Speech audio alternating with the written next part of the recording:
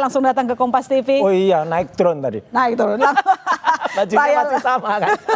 Ya, saya langsung punya pertanyaan satu. 85 pertanyaan. Ada materi apa saja yang ditanyakan kepada Anda? Tadi sempat diceritakan tidak jauh dari Dr. Resmond, ya gitu. Tapi ini ya harusnya memang orang tuh smart ya gitu. Kalau yang tidak cerdas ditanyakan, nggak usah dijawab karena jawabannya pasti tidak cerdas juga. Pertanyaannya banyak nggak cerdasnya? Iya. Jadi banyak yang nggak ada hubungannya.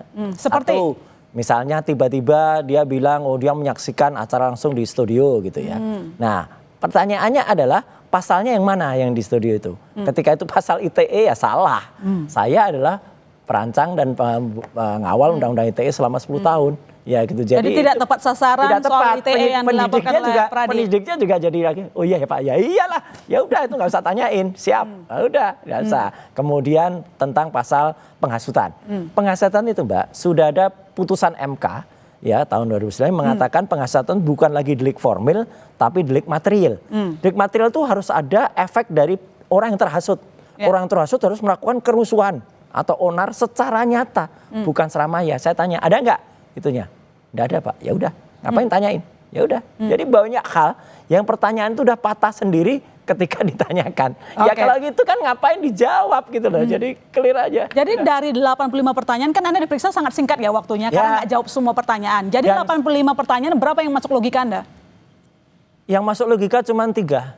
Ah, cuma 3? Iya, apakah Anda sehat? Apakah Anda siap dan apa keterangannya mau ditambahkan? Selain itu nggak ada. Satu legal standingnya dari Pradi bersatu, berdua, bertiga, berempat, berlima ini nggak ada gitu loh.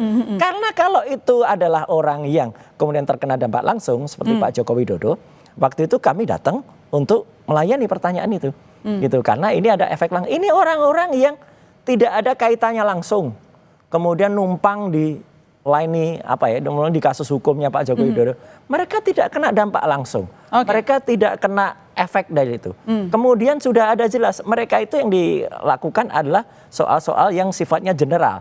Padahal ada sifat-sifat yang hukum yang spesialis yang sudah misalnya 310-311 yang itu dilaporkan oleh Joko Widodo. Ada istilah hukum namanya lex speciali derogat lex generali. Kalau sudah yang spesial itu ditanyakan, ya udah derogat generalisnya. Artinya pasal-pasal yang umum bisa dikesampingkan. Polisi tadi juga mengakui. Oke, jawaban Anda kita akan coba tanya ke Mas Ade dari Prade yang telah bergabung bersama kita. Selamat petang.